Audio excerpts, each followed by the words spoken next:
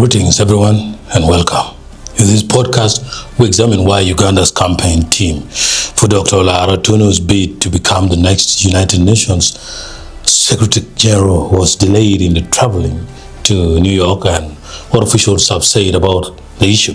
Speaking during media engagement, Dr. Olara Otunnu explained that the delay was not caused by the campaign itself but by U.S. travel restrictions that required the delegation to first open a special entry waiver.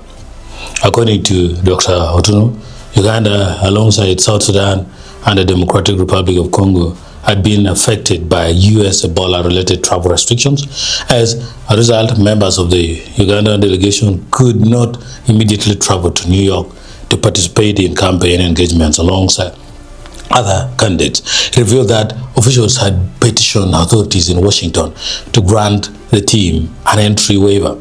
Until that clearance was issued, the delegation remained in Kampala despite the importance of meeting diplomats and conducting face-to-face lobbying at the United Nations headquarters.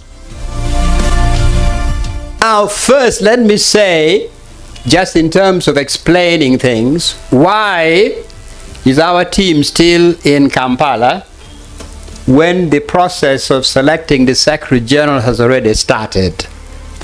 The reason is that there are three countries, Uganda, South Sudan, and DRC, who are on the ban list, Ebola ban list for the US. People from the three countries cannot enter the US in a normal, routine way.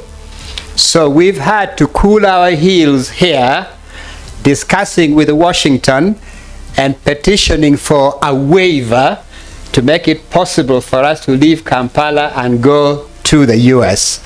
I think we are very close to getting a positive answer, and I want to thank the government of the United States for really bending over backwards to be very helpful to all of us, to Ambassador Adonia Yebare, to Prime Minister Rwakana Rugunda, myself, and others who are going to be in the delegation. So we hope that very soon the delegation of Uganda, the lobbying team, will join the other candidates who are ready in New York. So that's the reason why we are still here, but hopefully soon we shall be in New York. The matter resurfaced during the question and answer session when a journalist asked what would happen if travel authorization took longer than expected.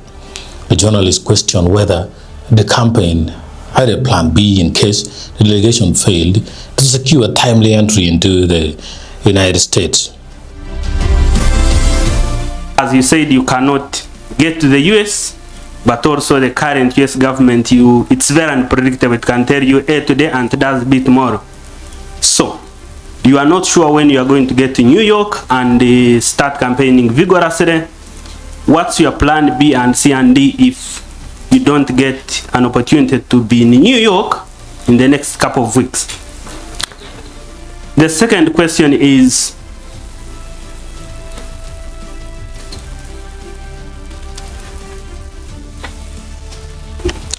please continue. The second question is, your views on President Museveni have been known for a long time, and as Ambassador Adonia Yebare said, you were in the same room yesterday, you were in the same room yesterday.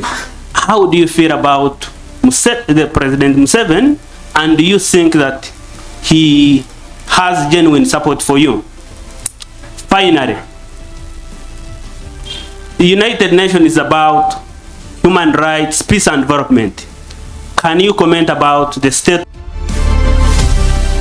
Responding to concerns, Uganda's permanent representative to the United Nations is now former Ambassador Adonia Yebare later confirmed that the US government had approved the required travel clearance.